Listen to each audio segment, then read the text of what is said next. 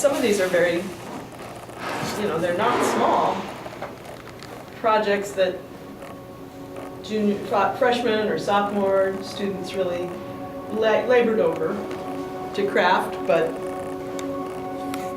this isn't necessarily how we teach history today, so it's kind of interesting to see what they did.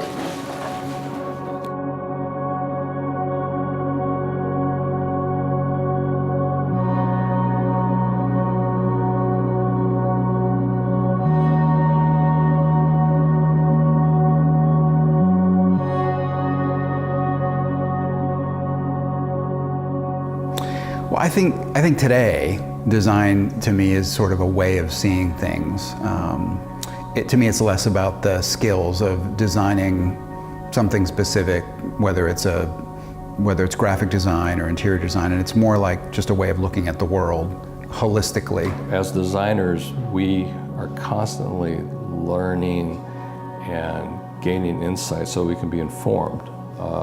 Not just about the decisions that we make, design decisions that we make, but that we're adding something that's new and different and relevant. We want to end up with products that have meaning for people, are useful to people, and has something that contributes to usefulness.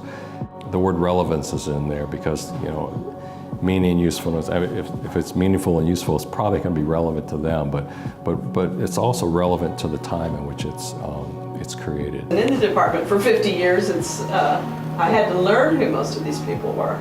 So, a lot of what I learned about the history of the department came from sitting side by side with Charles Walschlager, the original person who was chair when the department started.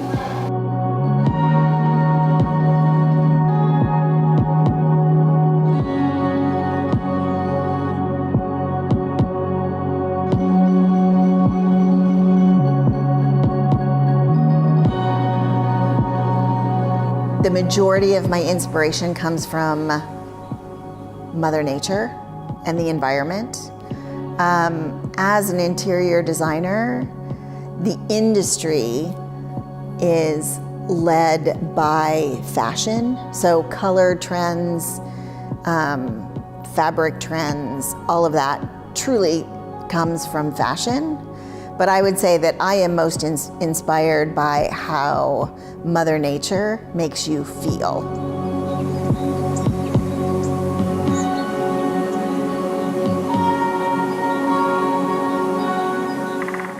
Absolutely. The way you ask that question is an interesting point because it sort of implies there's a design and an other, and I don't see it that way. Although a lot of designers do, and we had this debate recently amongst some designers. But I look everywhere for design and for influences, pop culture, history, literature, really anything. Like some of my favorite design is sort of like political posters and ads, and some of the magazine covers that we've seen recently are just great design statements, but people don't see them as that. They see them as magazine covers or political statements, and I stand back and I say that's just a beautiful design statement because it tells a story.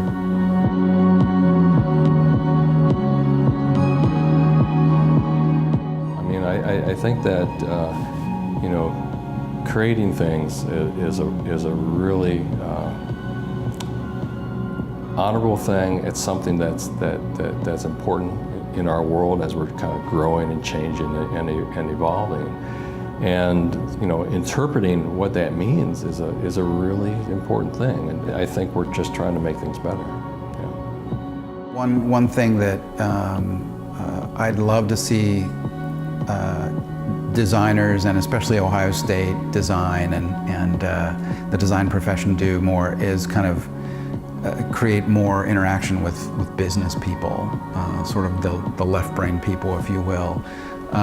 Because I think the more we sort of stay in our bubble, our design bubble, the more we have a small impact on the world. And I think when we can, kind of show finance people, marketers, the power of what design can do.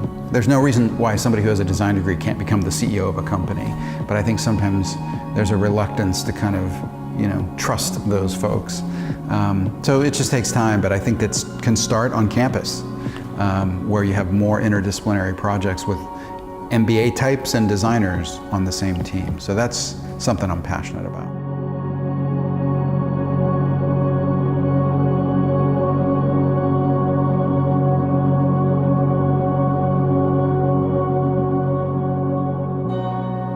I don't think I would be as successful as a human being never having had a design education. The design education broadened my mind to look at things in a way that, instead of pointing out a problem, thinking about a solution.